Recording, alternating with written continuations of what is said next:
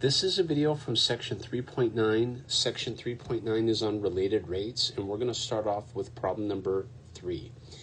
Each side of a square is increasing at a rate of 6 centimeters per second. At what rate is the area of the square increasing when the area of the square is 16 square centimeters? So what we're going to do is we're going to let x equal the side of a square in centimeters, and we're going to let a equal the area of the square. We know dx dt is 6 centimeters per second. How do we know that? If we go back to the first sentence, it says each side of a square is increasing at a rate of 6 centimeters per second. So that right there told us dx dt. Now, we want to find dA dt when a equals 16 square centimeters. So here you can go back to the second sentence where it says, at what rate is the area of the square increasing when the area of the square equals 16 square centimeters. So we want dA dt when a equals 16 square centimeters. Now, the area of the square a is equal to x squared. And we want to differentiate both sides with respect to t. T is time. And this is a common theme in this related rates section here. So dA dt is equal to 2x dx dt. But we know dx dt is 6. So I'm going to replace dx dt with 6. So dA dt is 2x times 6, which is equal to 12x. We need to find the value of x in order to find dA dt. Now, a equals x squared, so we're circling back to the area of the square. And we know a equals 16 square centimeters, so I'm going to replace a with 16. So 16 equals x squared. Solving for x, we get x equal 4. And I'm going to replace x with 4 to get dA dt is 12 times 4, which is equal to 48. And so that told me the area of the square is increasing at a rate of 48 square centimeters per second. And that's number 3. On problem number 7, a cylindrical tank with radius 5 meters is being filled with water at a rate of 3 cubic meters per minute. How fast is the height of the water increasing? And so you notice I have a cylindrical tank, and the radius is 5 meters. That doesn't change. And h is the height of the water, okay? And that's how we're going to identify our variables here. So h is the height of the water in meters, and the other variable I'm referring to is volume. So we're going to let v equal the volume of the water. Now we happen to know that dV dt is 3 cubic meters per minute. And we want to find dH dt. So we happen to know the volume is the area of the base, right? The base happens to be a circle. And the area of a circle is pi r squared, where r is 5, okay?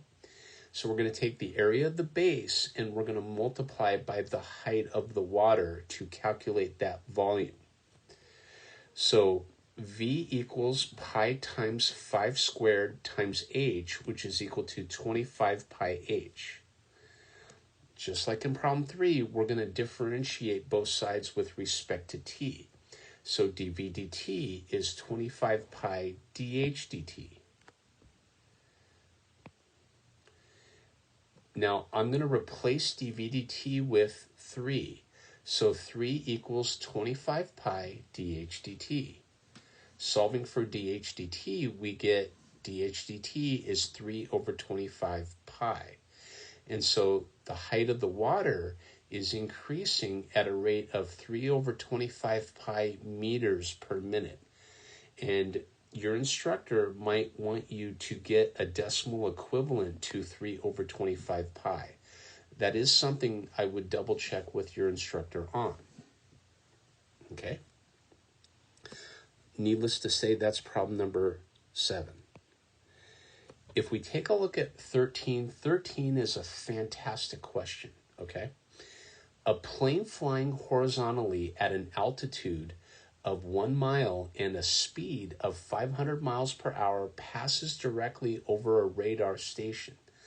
Find the rate at which the distance from the plane to the station is increasing when the plane is 2 miles from the station. This is a great, great question. Now, so you have a plane up here that's traveling, okay? And we're going to let x represent the horizontal distance that the plane travels. And we're going to let y equal the distance from the plane to the station in miles. Now, we happen to know that dx dt is 500 miles per hour. Okay? And we have a right angle here. So, and remember, the plane starts at an altitude 1 mile above the station and is flying accordingly. We want dy dt, right, where y represents the distance from the plane to the station. We want dy dt when y equals 2. Now, we happen to know from the Pythagorean theorem that 1 squared plus x squared equals y squared. So 2x dx dt is equal to 2y dy dt. Just like before, we differentiate both sides with respect to t. So 2x dx dt is equal to 4 dy dt. So divide both sides by 2. X dx dt is equal to 2 dy dt. Now, here, let's go back. We want dy dt. We know dx dt, but we don't know x. And so we have to circle back to this equation. Here, let's go back here. We have to circle back to this equation. 1 squared plus x squared is equal to y squared. But we happen to know that y equals 2. And we're going to use that information to solve for x. So 1 squared plus x squared is equal to 2 squared. X squared equals 3, so x equals the square root of 3. Now, don't forget, we have x dx dt is equal to 2 dy dt. But we know now that x equals the square root of 3 and dx dt is equal to 500. So we're going to put both of those values in. So 500 root 3 is equal to 2 dy dt. But if I solve for dy dt, I get dy dt is equal to 250 times the square root of 3. What does that say? That says the distance from the plane to the station increases at a rate of 250 times the square root of 3 miles per hour. In a nutshell, that's how you do problem 13. 17. This is another great question that I would really pay attention to. I will be teaching this class, and this is a question that I would put on an assignment and or test, especially problems 13 and 17. These are excellent questions. 2 cars start moving from the same point. One car travels south at 60 miles per hour and the other travels west at 25 miles per hour.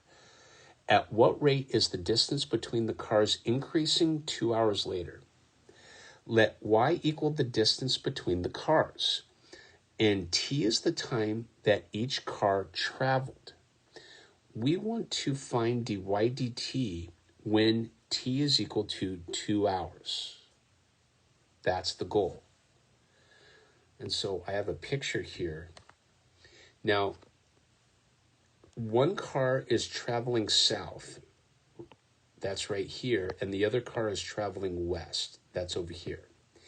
So I suppose that car 1 travels west and car 2 traveled south. So I have an arrow going here.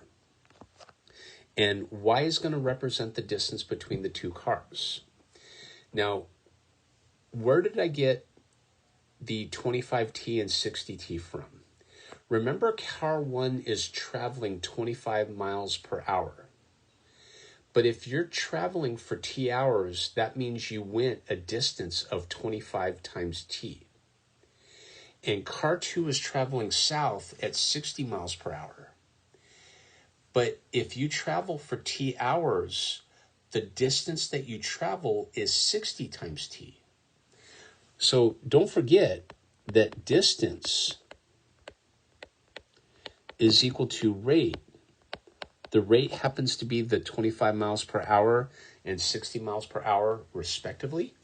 So you get the rate multiplied by the time, like so.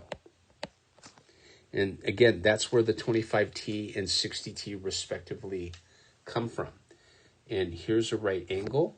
And by the Pythagorean theorem, we know that 25t raised to the second plus 60t raised to the second is equal to y squared. So y squared equals 625t squared plus 3,600t squared. So y squared is equal to 4,225t squared.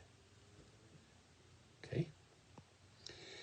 Now, that says 8,450t is equal to 2y dy dt. So once again, when I get to here, I differentiate both sides with respect to t. So I did that on every previous problem. Now, so again, 8,450t equals 2y dy dt. We want dy dt when t equals 2. So I'm going to plug t equal 2 inside. So 8,450 times 2 is equal to 2y dy dt. We know t equals 2.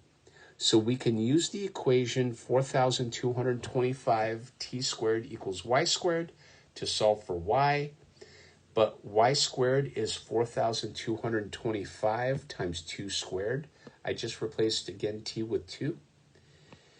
And so that says y equals 65 times 2, which is equal to 130. And so therefore, 8,450 times 2 equals 2y dy dt. Replace y with 30. So 16,900 is equal to 260 dy dt. Divide both sides by 260. And we get dy dt is equal to 65. And so what that tells me is that the distance between the two cars is increasing at a rate of 65 miles per hour. And that is a great stopping point. That's going to do it for this video. This is section 3.9, and we worked problems 3, 7, 13, and 17. Thank you.